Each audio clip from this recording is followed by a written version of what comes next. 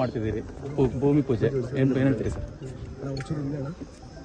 ಒಂದು ವಿಶೇಷವಾದಂಥ ಪ್ರಕಟಣೆ ಮತ್ತು ಮನವಿ. ನಾಳೆ ಬೆಳಗ್ಗೆ 9:30 ಗಂಟೆಗೆ KR ಸರ್ಕಲ್ನಿಂದ KCA ಸರ್ಕಲ್ವರೆಗೂ ತ್ರಿವರ್ಣ ನಮ್ಮ ರಾಷ್ಟ್ರೀಯ ಧ್ವಜ ಹಿಡಿದು ಈ ದೇಶದ ಎಲ್ಲ ನಮ್ಮ ಸೈನಿಕರಿಗೆ ಗೌರವನ ಸಲ್ಲಿಸಿ ಭಾರತದ ಏನು ನಮ್ಮ ಭಾರತದಲ್ಲಿ ಏನು ಒಂದು ಪರಿಸ್ಥಿತಿ ಉಂಟಾಗಿದೆ ಅದಕ್ಕೆ ಬೆಂಬಲವನ್ನು ವ್ಯಕ್ತಪಡಿಸಿ ನಾವು ಒಂದು ಮಾರ್ಚನ್ನು ಮಾಡಬೇಕು ಅಂತೇಳಿ ತ್ರಿವರ್ಣ ಧ್ವಜ ಹಿಡಿದು ನಾವು ತೀರ್ಮಾನ ಮಾಡಿದ್ದೇವೆ. ಇದಕ್ಕೆ ಪಾರ್ಟಿ ಪಕ್ಷ ಏನೂ ಇಲ್ಲ, ಎಲ್ಲ ಪಾರ್ಟಿಯವರು ಕೂಡ ನಾನು ಆಹ್ವಾನಿಸ್ತಾ ಇದ್ದೀನಿ. ಯಾರು ಅವರ ಖಾಸಗಿಯವರು ಇರ್ಬೋದು, ವಿದ್ಯಾರ್ಥಿಗಳಿರ್ಬೋದು, ಪಕ್ಷದವರು ಇರ್ಬೋದು, ಎಲ್ಲರೂ ಕೂಡ ತ್ರಿವರ್ಣ ಧ್ವಜವನ್ನು ಹಿಡಿದು KR ಸರ್ಕಲಿಂದ 9:30 ಗಂಟೆಗೆ ಭಾಗವಹಿಸಬೇಕು. ಸರ್ಕಾರಿ ನೌಕರ ಸಂಘದವರು ಕೂಡ ನಾವು ಇದರಲ್ಲಿ ಭಾಗವಹಿಸ್ತೀವಿ ಅಂತ ಹೇಳಿದ್ದಾರೆ. ಯಾವುದೇ ಅಧಿಕಾರಿಗಳು ಬರ್ಬೋದು, ಯಾವುದೇ ಪಕ್ಷದವರು ಬರ್ಬೋದು.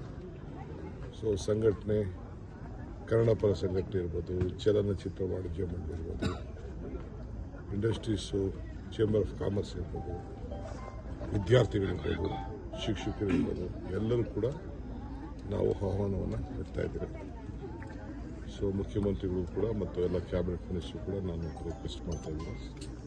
ಎಲ್ಲರೂ ಕೂಡ 9:30 ಬಂದು ಜಸ್ಟ್ ಒಂದು 3/4 ಗಂಟೆ ಆಗ್ತದಷ್ಟೇ ವಿಧಾನಸೌಧ ಎದುರುಗಡೆ ರಾಷ್ಟ್ರಧ್ವಜ ಹಿಡಿದು KR ಸರ್ಕಲ್ನಿಂದ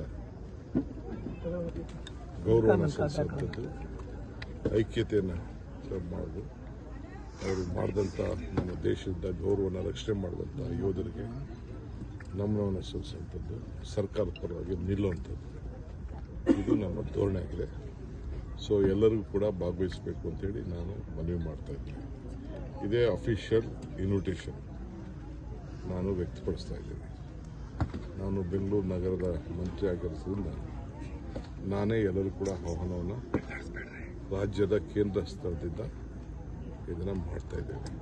ಇದಕ್ಕೆಲ್ಲರೂ ಕೂಡ ಭಾಗವಹಿಸಬೇಕು ಅಂತ ನಾನು ಮನವಿ ಮಾಡ್ಕೊಳ್ತಾ ಇದ್ದೀನಿ. ಯಾಕೆಂದರೆ ನಾಳೆ 10:30 ಗಂಟೆ ಕೆಲವು ಆಫೀಸ್ಗೆ ಹೋಗಬೇಕಾಗ್ತದೆ, ಅಷ್ಟರೊಳಗೆ ಎಲ್ಲ ನಾವು ಮುಗಿಸ್ತೇವೆ. KR ಸರ್ಕಲಲ್ಲಿ ಪ್ರಾರಂಭ ಆಗ್ತದೆ, KCA ಸರ್ಕಲಲ್ಲಿ ಮುಗಿತೇವೆ. ಅಣೆಕಟ್ಟೆಗಳಿಗೆ ಭಾರಿ ಭದ್ರತೆ ಒದಗಿಸಲಾಗ್ತದೆ ಅಂತ ಹೇಳ್ಬಿಡ್ತಾ ಇದ್ದೀವಿ. ಇದು ನಾವು ನಮ್ಮ ಡ್ಯೂಟಿ, ನಮ್ಮ ಭರವಸೆ ಇದೆ, ಎಲ್ಲ ಕಡೆನೂ ಸುಭದ್ರವಾಗಿ ಮಾಡಿದ್ದೀವಿ ಅಂತ. ಜಾಗೃತವಾಗಿರಬೇಕು ಅನ್ನೋ ದೃಷ್ಟಿಯಿಂದ ಒಂದು ಮುಂಜಾಗ್ರತೆಗೆ ಸ್ವಲ್ಪ ಎಚ್ಚರಿಕೆಯನ್ನು ಇಡೀ ದೇಶದ ಉದ್ದಗಲೂ ಕೂಡ ನಾವು ವಹಿಸಲಾಗಿದೆ. ಈಗಾಗಲೇ ಯಾರು ಅಂಥವರಿದ್ದಾರೆ ಅವ್ರನ್ನೆಲ್ಲ ಕೂಡ ವೈಂಡ್ ಅಪ್ ಮಾಡೋಕ್ಕೆ ಕಿಡಿಗೇಡಿಗಳು ಯಾರೇ ಇದ್ದರೂ ಕೂಡ ಅದ್ರ ಬಗ್ಗೆ ಗಮನವನ್ನು ನಮ್ಮ ಸರ್ಕಾರ ವಹಿಸಿದೆ. ನಮ್ಮ ಹೋಮ್ ಮಿನಿಸ್ಟ್ರು ಕೂಡ ಎಲ್ಲ ರಿವ್ಯೂ ಎಲ್ಲ ಮಾಡ್ತಾ ಇದ್ದಾರೆ. ಸೊ ಪೊಲೀಸ್ ಆಫೀಸರ್ಸು ಎಲ್ಲ ಕೂಡ ಇದನ್ನು ಗಮನ ವಹಿಸ್ತಾ ಇದ್ದಾರೆ.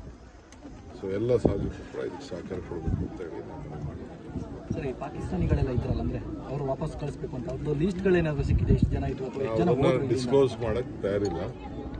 ಅದು ಹೋಮ್ ಮಿನಿಸ್ಟ್ರು ಕಾನ್ಫಿಡೆನ್ಷಿಯಲ್ ಆಗಿ ಆ ವ್ಯವಸ್ಥೆಯನ್ನು ಮಾಡ್ತಾರೆ. ಯಾಕೆಂದರೆ ಕೆಲವು ಸಂದರ್ಭದಲ್ಲಿ ಬೇರೆ ಬೇರೆ ಅನುಮಾನದ ರೀತಿಯಲ್ಲಿ ಕೆಲವು ಅನೇಕ ವಿಚಾರಗಳು ಪ್ರಾರಂಭ ಆಗ್ತದೆ. ನಾವು ಅದನ್ನು ಪ್ಯೂರ್ಲಿ ಹೋಮ್ ಡಿಪಾರ್ಟ್ಮೆಂಟ್ಗೆ, ಪೊಲೀಸ್ ಅಧಿಕಾರಿಗಳಿಗೆ ಅದನ್ನು ಬಿಡ್ತೇವೆ.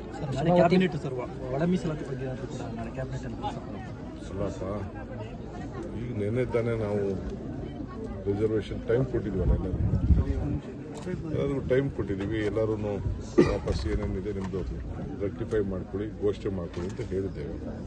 ಮುಖ್ಯಮಂತ್ರಿಗಳೇ ಪ್ರೆಸ್ ಕಾನ್ಫರೆನ್ಸ್ ಮಾಡಿದ್ದಾರೆ. ಅಷ್ಟು ಇವತ್ತೇನಿಲ್ಲಿ ನಾವು ಕೆರೆ ಪೂಜೆ ಮಾಡ್ತಾ ಇದ್ದೀವಿ. ಇದು ನಮ್ಮ ರೈತರಿಗೆ ಒಂದು ದೊಡ್ಡ ಕೊಡುಗೆ. ಅಂತರ್ಜಲ ಹೆಚ್ಚಿಕ್ಕೆ ಈಗ ಕೋಲಾರಲ್ಲಿ ತಾವೆಲ್ಲ ಗಮನಿಸಿರ್ಬೋದು.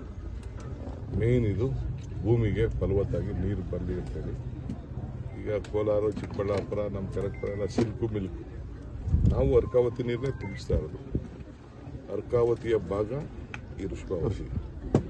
ಸೊ ಅದಕ್ಕೆಲ್ಲ ಮಾಡ್ತಾ ಇದ್ದೀವಿ.